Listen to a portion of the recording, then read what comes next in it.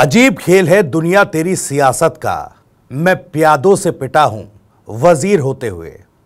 राजस्थान की सियासत में मौजूदा वक्त में कौन प्यादा है, कौन वजीर और कौन बादशाह, ये लगभग तय नहीं हो पा रहा है, क्योंकि इसको लेकर कंफ्यूजन है कि राजस्थान की सियासत में आखिर सिक्का किसका चल रहा है, सरकार के भीतर आखिर किसकी चल रही है, क्यों एक के बाद एक सरकार को अपने लिए फैसले बदलने पड़ रहे हैं। लेकिन इस पर बाद में आएंगे। आज इनसाइड स्टोरी में किन सवालों पर चर्चा होगी, सबसे पहले वो सवाल आपको बताते हैं। दरअसल पहला सवाल यह है कि हरियाणा से बीजेपी ने क्या वसुंधरा और किरोड़ीलाल मीणा जैसे उम्र दराज नेताओं को एक संदेश देने की कोशिश की है? यह क्या संदेश है, यह भी आपको बताएंगे। दूसरा सवाल, क्या उम्र दराज नेताओं को किनारे करने में लग गई है बीजेपी? राजस्थान में जिस तरीके से नई पंक्ति के नेताओं को आगे किया गया है, तो क्या पूरी तरीके से उम्र दराज और अनुभवी नेताओं को मार्गदर्शक मंडल में डाल दिया गया है क्या? इसके अलावा अगर ऐसा है तो सवाल यह भी बनता है कि नई पीढ़ी के जो नेता हैं उनके साथ अनुभव का तालमेल कैसे बैठेगा, यह तीसरा सवाल है। और चौथा महत्वपूर्ण सवाल, ये जो एक्सपेरिमेंट बीजेपी लगातार कर रही है, राजस्थान में अब उपचुनाव की चुनौती है, 7 सीटों पर उपचुनाव है, तो जो ये एक्सपेरिमेंट हरियाणा में भी हुआ, क्या इस तरह का एक्सपेरिमेंट फिर से राजस्थान में उपचुनाव में बीजेपी को कहीं दिक्कत दे सकता है क्या? इन्हीं सभी सवालों पर होगी चर्चा, इसी पर करेंगे बातचीत। लेकिन वीडियो में आगे बढ़े उससे पहले आपको बता दें कि राजस्थान की राजनीति, उसके सटीक विश्लेषण और अंदर की खबरें दिखाने वाला स्पेशल शो इनसाइड स्टोरी लेकर मैं हूं आपके साथ भविष्य त्यागी। देखिए, जम्मू कश्मीर में आज नए मुख्यमंत्री के तौर पर उमर अब्दुल्ला और उनके कैबिनेट ने शपथ ले ली है। हरियाणा की बात करें तो हरियाणा में विधायक दल की बैठक में एक बार फिर से नायब सिंह सैनी को विधायक दल का नेता चुन लिया गया। यानी यह तय हो गया कि हरियाणा में नायब सिंह सैनी ही एक बार फिर से मुख्यमंत्री की शपथ लेने जा रहे हैं। हालांकि उन्होंने कहा कि अभी कुछ हजार एक नौकरियां हैं जिसका वादा उन्होंने चुनाव में किया था, जब तक वो नौकरियों के नियुक्ति पत्र नहीं बांट देंगे तब तक नए सीएम के तौर पर शपथ नहीं लेंगे। तो लेकिन यह अब तय हो चुका है कि नायब सैनी ही मुख्यमंत्री होंगे। अब कई और ऐसे नेता थे हरियाणा की राजनीति में जो बीजेपी के भीतर ही सीएम पद की दावेदारी ठोक रहे थे, चुनावों से पहले भी और नतीजे आने के बाद भी। इनमें कई ऐसे नाम हैं, चाहे राव इंद्रजीत का नाम हो या फिर सूबे के गृह मंत्री रह चुके अनिल विज का नाम हो। अनिल विज और राव इंद्रजीत सिंह ने खुले तौर पर मुख्यमंत्री पद को लेकर दावेदारी ठोकी थी। जिस तरीके से मनोहर लाल खट्टर को मुख्यमंत्री रहते हुए पद से हटाकर के नायब सिंह सैनी को बैठाया गया था, उसके बाद से अनिल विज और बाकी नेताओं के लिए थोड़ी संभावनाएं, वो खिड़की जरूर खुली थी कि शायद इस बार मुख्यमंत्री पद के लिए उनका नाम आ जाएगा, लेकिन हुआ ऐसा नहीं। दूसरी पंक्ति के नेता को ही एक बार फिर से विधायक दल का नेता चुना गया, या यूं कहें कि युवा ब्रिगेड के एक नेता को फिर से, एक युवा ब्रिगेड के नेता पर ही आलाकमान ने, शीर्ष नेतृत्व ने भरोसा जताया। और क्या, जो मेरा पहला सवाल था कि ये राजस्थान के लिए भी एक नया संकेत है क्या, या वही संकेत है मजबूती के साथ फिर से डिलीवर किया जा रहा है कि अब राजस्थान में भी, और बीजेपी जिस तरह की नई पॉलिटिक्स कर रही है उसमें राजस्थान के लिहाज से देखा जाए तो वसुंधरा राजे और किरोड़ीलाल मीणा जैसे उम्रदराज लोग जो है अब साइडलाइन हो चुके हैं, या यूं कहें कि उनको मार्गदर्शक मंडल में डाल दिया गया है। उपचुनाव सर पर है और इससे पहले जिस तरीके की सियासत राजस्थान में हो रही है, किरोड़ीलाल मीणा मंत्रिमंडल में वापस लौटने के बाद से जिस तरीके से, मंत्रिमंडल में वापस लौटने के बावजूद जिस तरीके से एक बागी रवैया अख्तियार किए हुए, देखिए किस तरीके से सरकार के फैसलों पर वो विरोध जता रहे हैं, उनको वापस लेने की अपनी मांग को लेकर पत्र लिख रहे हैं। हालांकि उसका असर भी होता दिख रहा है, लेकिन जो ये पूरा संघर्ष और ये कवायद है किरोड़ीलाल मीणा की, वो कहीं ना कहीं राजस्थान की राजनीति में अपनी सियासी जमीन और जन अपेक्षाओं के का सहारा लेकर या जन सरोकार का सहारा लेकर खुद को राजस्थान बीजेपी में सबसे अग्रिम पंक्ति में, सबसे आगे सियासत में खड़ा करने की कोशिश है। वसुंधरा राजे को लेकर भी कई तरह की चर्चाएं चली थी, किस तरीके से उन्होंने राजस्थान में जब विधानसभा के चुनाव हुए उसके बाद अपने खेमे के विधायकों के साथ डिनर, एक डिप्लोमेसी भी की थी। उसके बाद से उनका जिस तरीके का रवैया रहा, कहीं वो ये कहती नजर आई कि देखिए अभी हम संघर्ष करेंगे, लड़ाई लड़ेंगे, इस तरह की बातें चलती रही। तो ऐसा लगा कि वसुंधरा राजे एक बार फिर से अपने पुराने अवतार में कमबैक करेंगी और फिर से पूरा कंट्रोल जो है हासिल करने की, राजस्थान की सियासत की और सत्ता की वो कोशिश जरूर करेंगे। लेकिन हरियाणा में जिस तरीके से मुख्यमंत्री का चयन हुआ है, उसने फिर एक बार संकेत दे दिया है कि अब आप मार्गदर्शक मंडल में हैं, आप मंत्रिमंडल में रहते हो, अगर मंत्रिमंडल में हैं तो मंत्रिमंडल में रहते हुए अपने अनुभव साझा कीजिए, या फिर पार्टी में किसी पद पर हैं तो पार्टी में रहते हुए संगठन के लिए अपना योगदान दीजिए। लेकिन जिस तरीके से बीजेपी का शीर्ष नेतृत्व अब राज्यों में सरकार युवा कंधों के सहारे आगे बढ़ा रहा है, यह सियासत शीर्ष नेतृत्व की तरफ से इसी तरीके से चलती रहेगी। और ये एक स्ट्रांग मैसेज जो है राजस्थान बीजेपी के इस तरह के नेताओं को देने की कोशिश की गई है।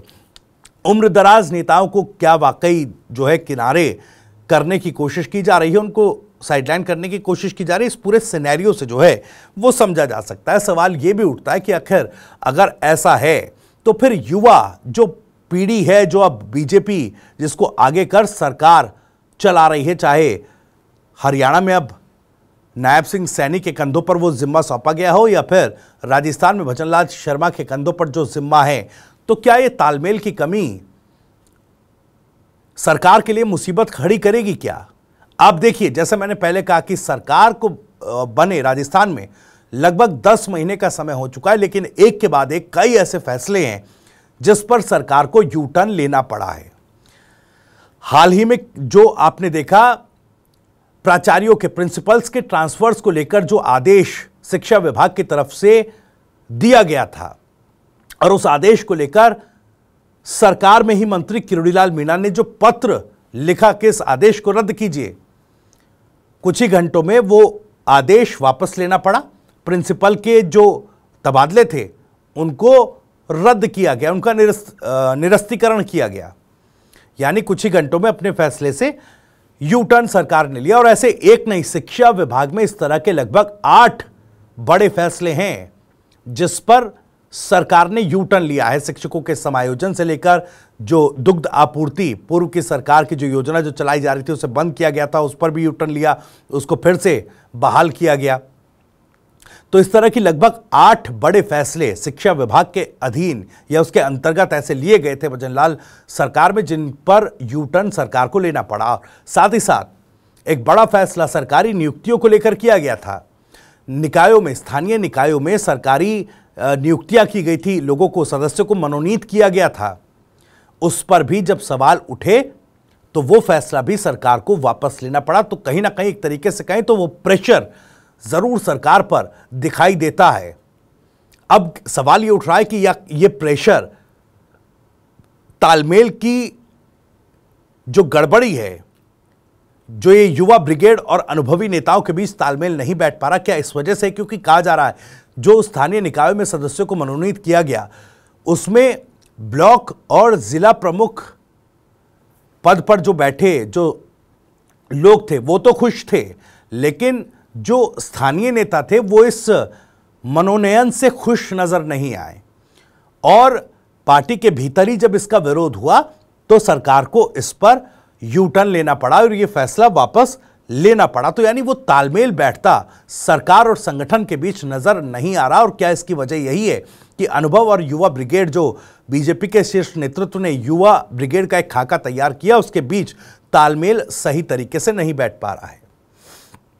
कई और भी चीजें हैं, क्योंकि उपचुनाव अब आ चुका है, उपचुनावों का ऐलान हो चुका है। इसी के साथ हलचल पूरे प्रदेश की सियासत में एक बार फिर से बढ़ गई है। 7 सीटों पर उपचुनाव है। 7 सीटों का समीकरण जो है आप बेहतर तरीके से समझ सकते हैं किस तरीके से इन 7 सीटों में से एक आरएलपी, एक बीएपी, 4 कांग्रेस और एक बीजेपी, इन सीटों पर जो समीकरण रहा बीते चुनावों में कुछ इस तरह का रहा, लेकिन इस बार बीजेपी, जिसके पास लगभग एक सीट बचाने की चुनौती है और बाकी सब सीटों पर सेंध लगाने की कोशिश बीजेपी करने वाली है, क्योंकि हरियाणा में जिस तरीके का एक चुनावी गेम बीजेपी ने किया, उसके बाद से कॉन्फिडेंस बीजेपी और बीजेपी नेताओं के साथ साथ कार्यकर्ताओं का बढ़ा हुआ है कि अब जो गढ़ वाली पॉलिटिक्स है कि ये किसी जाट नेता का गढ़ है या फिर ये किसी आदिवासी नेता का गढ़ है, इस तरह की पॉलिटिक्स ध्वस्त होती हरियाणा में दिखाई दी, तो कहीं ना कहीं वो राजस्थान में भी बीजेपी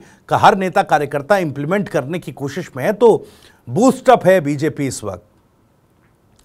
बीजेपी जरूर बूस्टअप है, लेकिन चुनौती बड़ी है। कांग्रेस पार्टी भी अपनी तैयारियों में जुट गई है। आदिवासी पार्टी ने तो कह दिया कि देखिए गठबंधन नहीं करेंगे, नई राह पर आदिवासी पार्टी चल पड़ी है। झारखंड, महाराष्ट्र में भी चुनाव लड़ने का ऐलान जो है भारत आदिवासी पार्टी ने कर दिया है।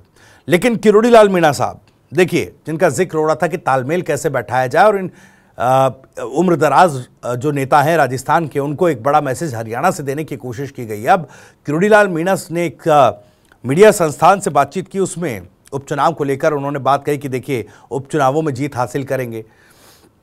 लेकिन जब उनसे सवाल किया गया कि भाई क्या जिम्मेदारी है, किस तरह की जिम्मेदारी निभाएंगे, तो कहा कि 7 सीटों पर प्रचार की जिम्मेदारी सौंपी गई है। अब प्रचार करते नजर आएंगे। उनके भाई जगमोहन मीणा, क्या उनको टिकट बीजेपी की तरफ से इन उपचुनावों में दौसा सीट से दिया जाएगा? इस सवाल पर बड़ी आसानी से यूं कहें कि बड़ा सहज अंदाज में सवाल को घुमाते नजर आ गए। उन्होंने कह दिया कि देखिए मैंने तो फीडबैक जो है तमाम सीटों का सौंप दिया है अपने शीर्ष नेतृत्व को। अब जो शीर्ष नेतृत्व फैसला करेगा वो मंजूर होगा। और आपको याद होगा अपने भाई को लेकर बड़ी जद्दोजहद कवायद किरोड़ी लाल मीणा साहब टिकट दिलाने को लेकर करते रहे हैं, और उनकी जो नाराजगी अपनी ही पार्टी से रही है, उसमें एक बड़ा फैक्टर यह भी रहा कि जगमोहन मीणा साहब को टिकट पार्टी ने उनके कहने पर नहीं दिया था और वो लगातार इसकी कोशिश करते रहे थे। और अब एक बार फिर जब उपचुनाव सर पर है तो क्या जगमोहन मीणा को टिकट मिलेगा, ये सवाल जरूर है। लेकिन ऐसा लग रहा है कि किरोड़ी लाल मीणा साहब ने भी पूरी तरीके से सरेंडर कर दिया है। हरियाणा से जो मैसेज आया है उसका असर किरोड़ी लाल मीणा साहब के उस बयान में, मीडिया संस्थान को दिए गए उस बयान में, उस बातचीत में नजर आया। किस तरीके से पार्टी के प्रचार, हर सीट पर पार्टी के प्रचार की बात वो कह रहे हैं। साथ ही कह रहे हैं कि भाई देखिए अब जो आलाकमान टिकटों को लेकर करेगा वही मान्य होगा। हनुमान बेनीवाल को लेकर भी एक खबर है। हनुमान बेनीवाल जो अब तक गठबंधन से अपनी राह अलग करने के इशारे देते रहे, लग रहा था कि इस बार गठबंधन नहीं करेंगे। तमाम मंचों से इस तरह की बातें कहते रहे कि ऐसा लगा कि अब तो कांग्रेस से पूरी तरीके से लोकसभा चुनाव के बाद नाता हनुमान बेनीवाल ने तोड़ लिया है।